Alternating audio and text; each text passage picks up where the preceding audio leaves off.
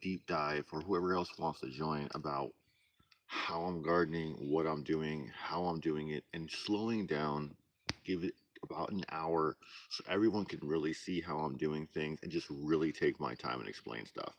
So let's start by my newest tree. Come on over. So at Home Depot, I bought two trees. Okay. First one is a fig, which got nuked at 85 degrees. So it's 85 degrees. The thing looks like I put it in an oven already. Now we have my other one, which I'm actually going to show today, is my little bit of citrus here, my mandarin. Now, if you look at the little citrus tree, it's been sitting and all the sun is this direction. So it's actually getting the evening sun and it looks great. So what I've learned is just Google whatever state you're in, what they produce the most, because these commercial farmers are going with the tide and they're going to know what's going on. And citrus is one of the things they produce a lot here in Arizona. And for a good reason, the plants do well. And how I do these citrus trees or any other tree, if you notice, there's a berm. So basically, the soil that's here, I took out, made a ring. Then all of this is potting soil. So all of this is getting penetration. So all the water is going in. This is keeping the water right here to go in around this tree and get this whole thing started. And what you really want to do is big, deep soaks. So that's what I did over here on this guy for a couple years. There's this big ring around it. I would do a big soak of water. And you can see after the second year, last year, this looked like that. These little guy over here. But after giving them a lot of deep soaks and really putting that water in to let those roots expand, it's doing well. Also, I noticed I wasn't fertilizing this tree enough. I had got, I got no lemons for a while, and now this year I'm getting a ton. Last year I got none. Already seeing all of these blooms. It was under fertilized. When I first started doing this, what I would do is I would just do a little handful of fertilizer. And what the problem was is I was gun shy really bad and it wouldn't really get the nutrients it needs. I mean, it would grow, but it wouldn't blossom. Also, when you're out here, starting to read the plants is something that I'm starting to do really well too. Is if you look, you can see even this guy, some of the leaves are flat and some of the leaves curl a little bit. See that leaf down there? You can see they're kind of curled. It's telling you, hey, I need a little bit of water. Let's go over here to the next spot. We're just going to kind of do a circle here, everything I got going on. And then from there, we're going to go to all the seeds I'm going to plant. Now here's the aloe vera over here.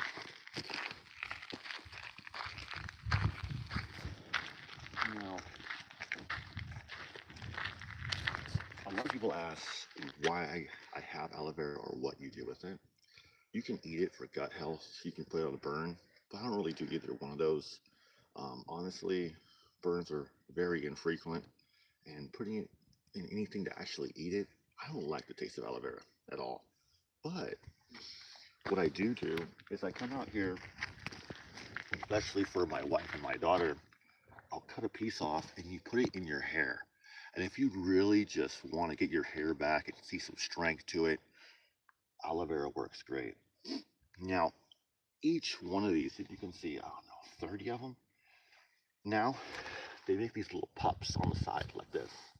And what happens is this whole thing will be a ring of all these little pups, all these little bits that sprout off here. And I just start separating it.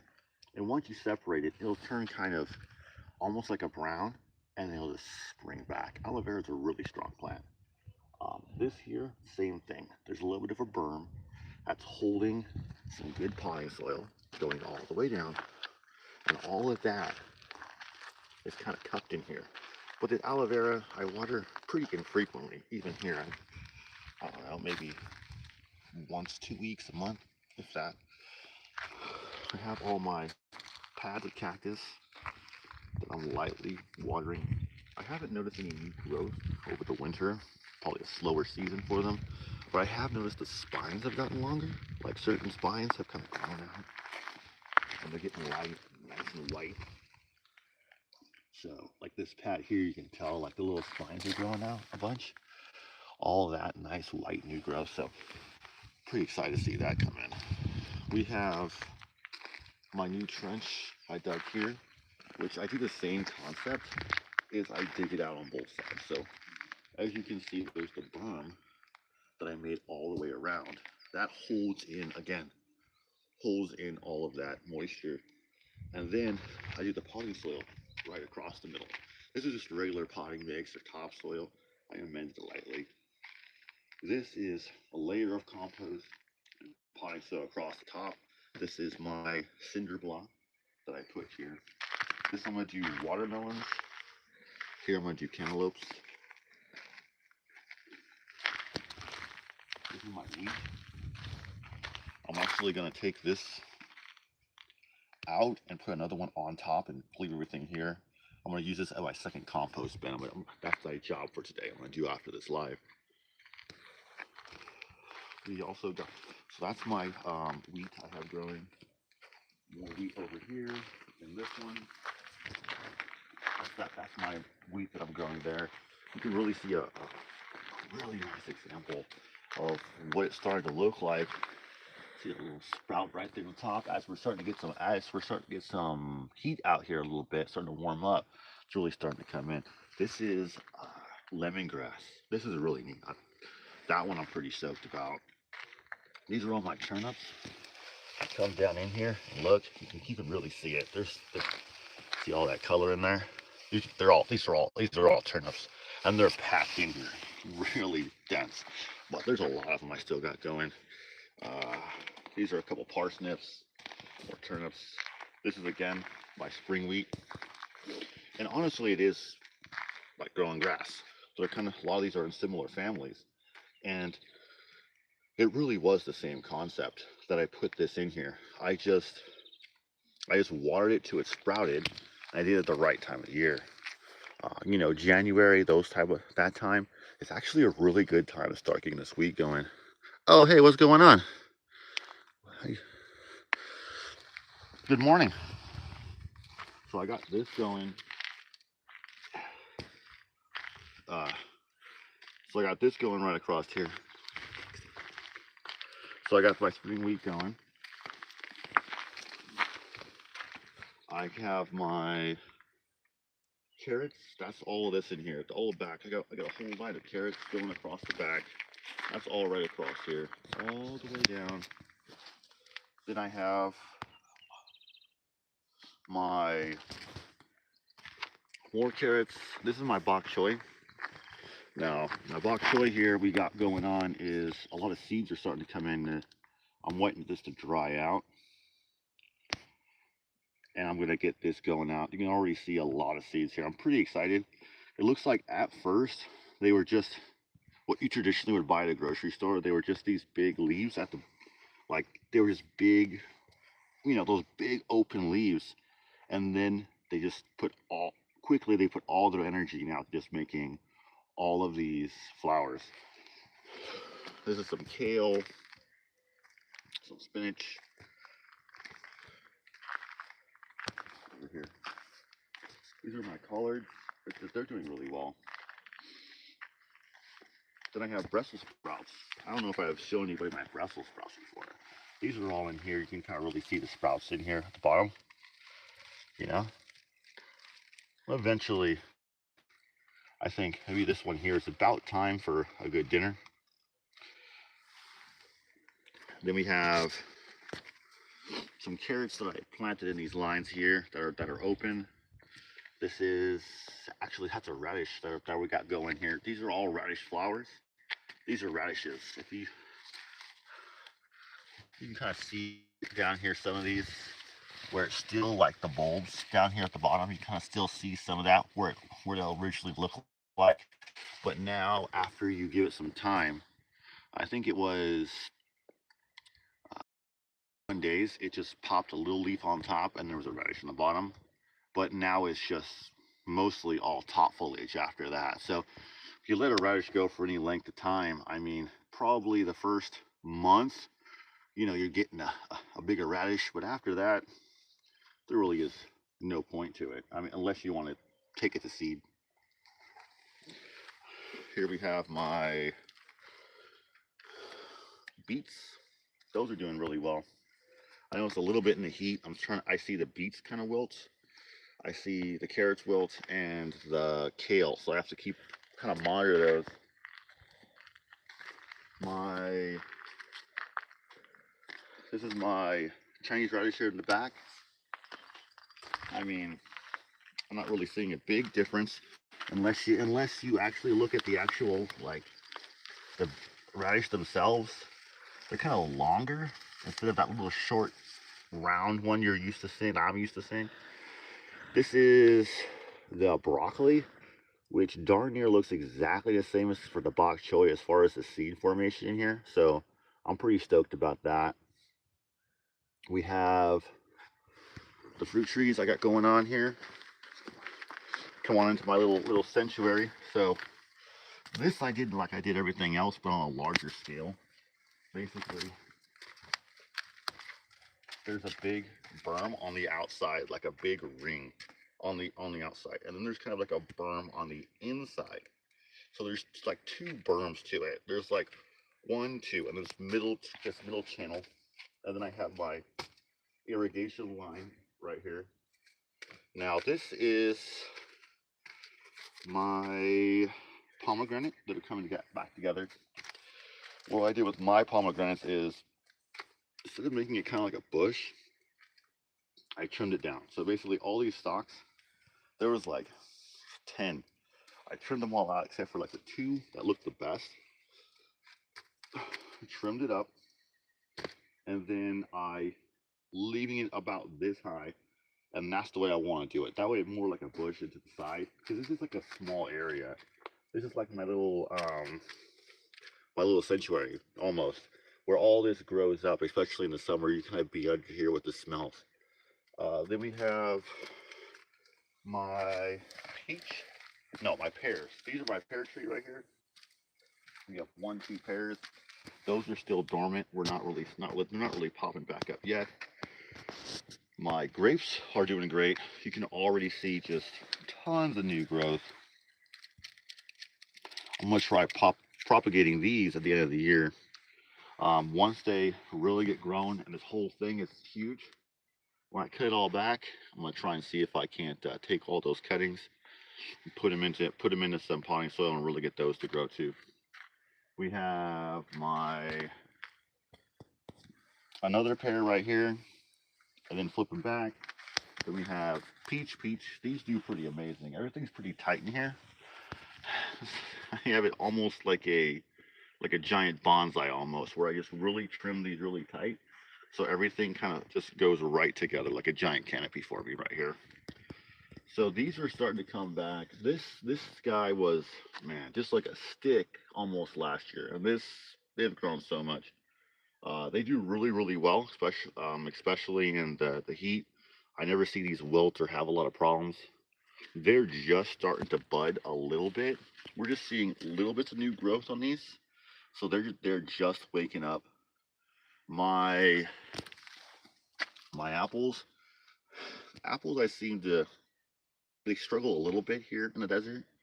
Not really my top choice, but they do make it with a little bit of love. This one's doing great. It's coming back. That one always struggled here at the very end, but that bad guy is still kind of popping up. He's still doing pretty well. This was nothing but a stick with a couple leaves last year, but now we got a bunch going on. Let's go over here and check out my seeds, what I got going on, what I got growing on, as they say. Let's see what we got growing on.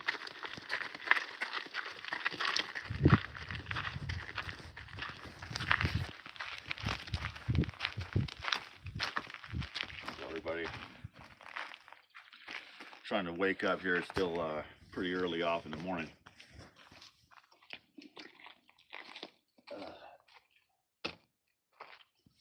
So this is what we got. This bad boy I got from a friend. It's a loofah. So I'm gonna start growing my own sponges this year. The lady I got this from explained to me that these grow as a vine. So I'm pretty excited to try and do this for myself and grow them this year. That's gonna be nice. Now my other one that I'm really excited to get going is I have my sweet sorghum, which they do these big green heads on top, which are great for like flour. You can grind it down. You can pop them like popcorn, cook them down almost like rice. But what even better than that is it's the sweet variety. So basically, imagine it like a really thin stalk of corn. Now this thin stalk of corn that comes out of this sorghum, they get really high, and you juice it like sugarcane.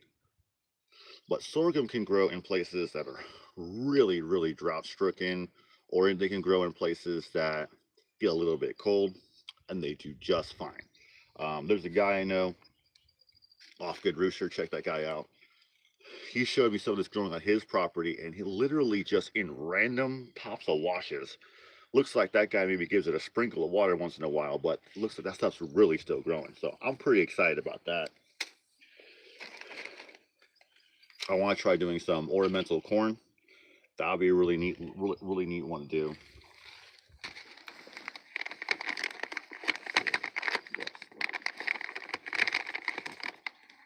Now,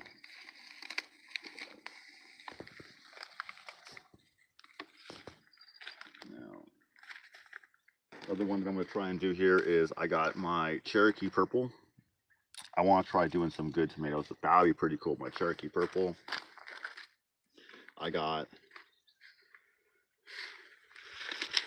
these ones at the Dollar Tree. They're only like $1.50 for these big old sunflowers. I mean, I got a bunch of those to grow.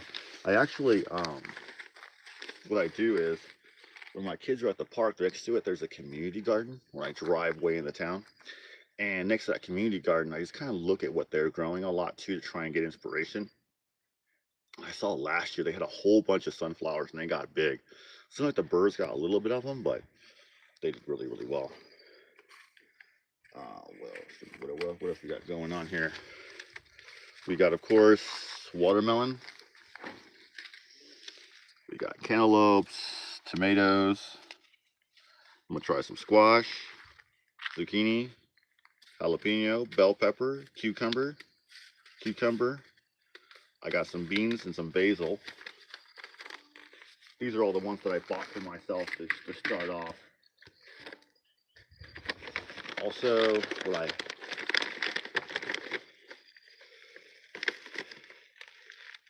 I got all my Hale's Best cantaloupe seeds. I collected all these last year. There's a ton of those I'm gonna throw in right here. And I got my 2 things of watermelon seeds here on the bottom. So that's what I got going on for this morning. After this, I'm gonna try and move this out over here to my compost pile. Let's go check that compost out. Let's go check out what's going on right there. Go get a little walking going on. So this is my little section here. So what I have is my wire mesh, and I literally have like a fortress basically going on over here. Because that's what I have to do. Because I found out the hard way is I would leave that shipping container just cracked, and you'd walk back in, there'd be a snake just sitting there chilling. So I had to put up almost like a fortress in front of it. That way things couldn't go inside, the mice, the snakes, or whatnot. Now it's been a hot minute since we've actually had some rain here. And if you look down in this hole right here, there's actually still a color difference. You can still see moisture in there. And that is right next to these trees, which encourages them for root growth, them to grow out to this wet point. Because I have a drip irrigation underneath them. But you really promote that root growth and them to go out. I have it going out all the way over here. Same thing over here. This one is not as big because digging through this caliche layer or the soil we have here with a pick, just making a small hole is a feat in and of itself. But you can see how it just guides. So the whole thing comes up, the berm holds it, follows it in, bam, goes right to the second hole. It goes up, flows off to the rest of the property out there. Let's go check out my compost pile when it's going on. So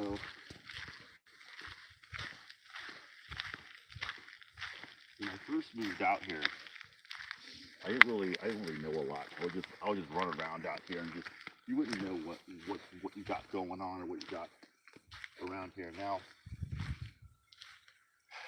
Now with this compost pile here, I fill this whole thing up and I throw all my table scraps in there. It does really well, really breaks everything down. In the back, I have my mouse trap, which I have a pumpkin seed glued on there. And this one trap, I've caught like so many of those little ground squirrels and other things in this. Let's go take a look at the hole in the ground. So over here, if you look, there's like little holes like this everywhere, especially under these creosote bushes, okay? Out here does it. Now what that little hole is either a little ground squirrels, or it's a kangaroo mouse. Now what you're gonna find in that is either the squirrel, and then goes in after that and lives in the hole is the snake. So it was just maybe 50 feet, no, not that, maybe 25 from here. There was a gopher snake, and it was as long as I am, probably, I don't know, 3 inches in diameter, and it shot in a hole just like that. But I mean, it literally, I was walking by, it shot in the hole, like literally, it just flew into that hole, the entire 6-foot snake. So if you ever see a lot of these things like this, you don't want that right next to your door. You don't want that in your living situation, because that's where all the snakes are. I've noticed a lot. Let's go this way. Check it out a little bit. Now we're walking over to almost like a flat plain over here. Now there's a wash, which I knew about at first, which was okay. It's basically like a dry creek bed. But what I didn't know is what are called a floodplain. So over this way, it may not look it, but when it starts getting a lot-ish water, it becomes a sheet flow. It becomes like a thin creek or a river, but it's everywhere out here. It'll go like all the way. If it really starts to dump monsoon, all of this becomes like a short, shallow, like river or creek, and the whole thing floods out. You can really see it just go over here even more. Come on over the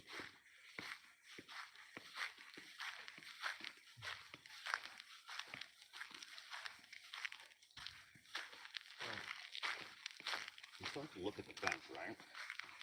And all of this caught up here is when this lifted up and the whole thing started going out. And you can see where all of this is where the water was caught, and even right here it kind of caught it and washed it out on the backside here. And it doesn't look like we're standing in like a creek or like a riverbed or something like this, but we are. We're standing in on my property, probably a 6-inch foot floodplain where the water from this little part over here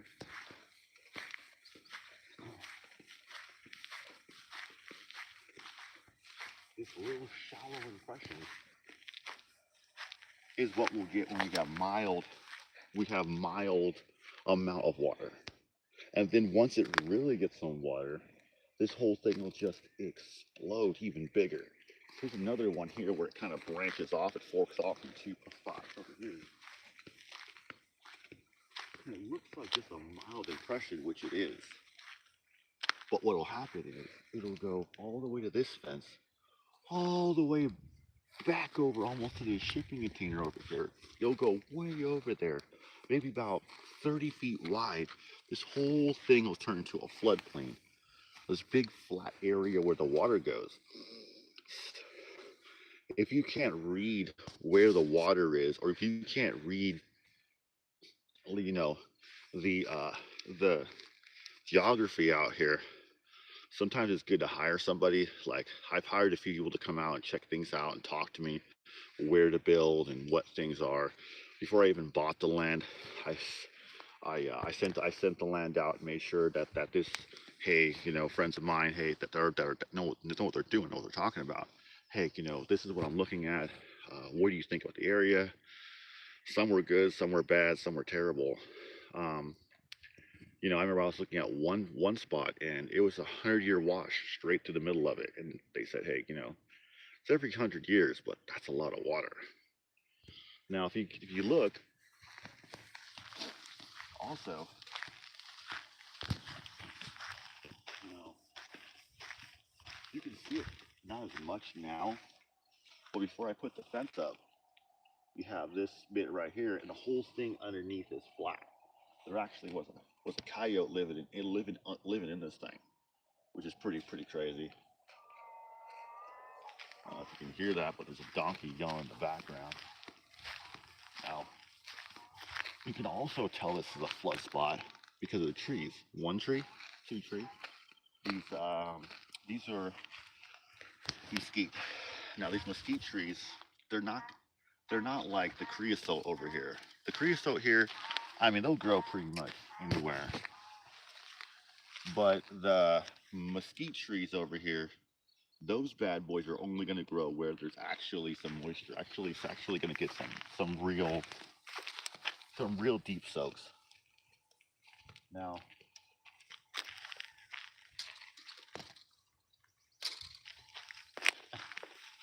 we have one right here. They kind of lose their leaves in the winter, but we have one right here, and we're following up this whole thing going up. Oh, now here's where I have that devil's claw. Now we're at one side where it's the main little bit that flows out right here. It's just like very light trickle of a wash here. Now over here I have is where I have my water collection for my devil's claw and some other things. I might plant some sorghum over here as well eventually. I'm not this good at that.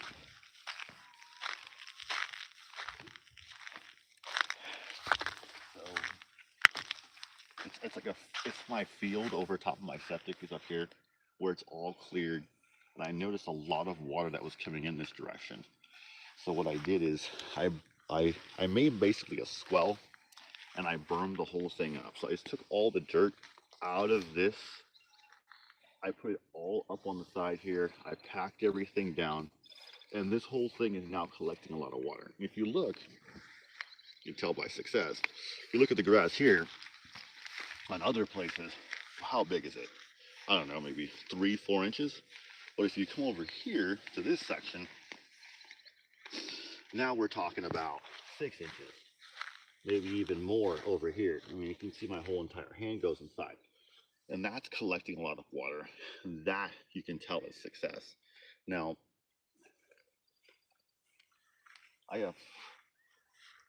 I might try sorghum in here and just let it go and see if I can't get it to a little bit more naturally go, or some other crops. But so far I just have devil's claw growing in here. That was going to grow a natural plant that I was going to have growing in here. I have that going all the way down. So if you look over here, we can kind of see the whole thing naturally kind of shift. You can see it's all flat. It naturally shifts this way, which goes all the way out to the beginning of the property. All the water naturally goes down and shifts out this direction all the way out to here. Now, this is where the whole thing collects. Right here, it collects right here. You can actually see it's still a different color right here. You can still see again where there's some moisture still in here, where all of this held it, but not enough to stop the water, just enough to slow it down and let all of that seep in and let this whole thing fill. Let's go over this way. Now we're going out to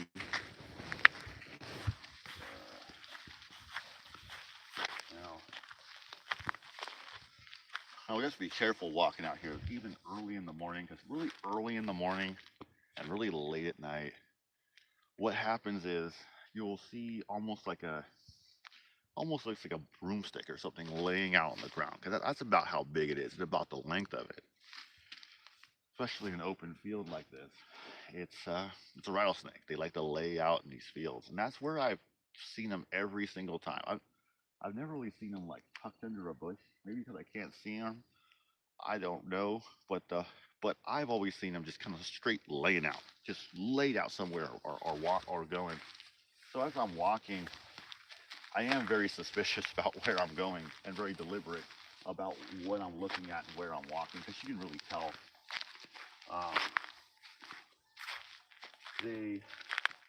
There was actually right over where we were standing. I actually saw one last year. Well, seems like my alarm clock is going off. So that's it for today, folks.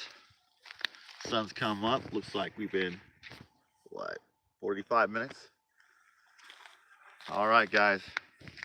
Let me know what you guys think. Let me know what you guys think about hitting this up tomorrow morning, doing it all again. Going into more detail, anything you guys want to see, let me know. Always, I appreciate every one of you. Like, comment, subscribe, folks.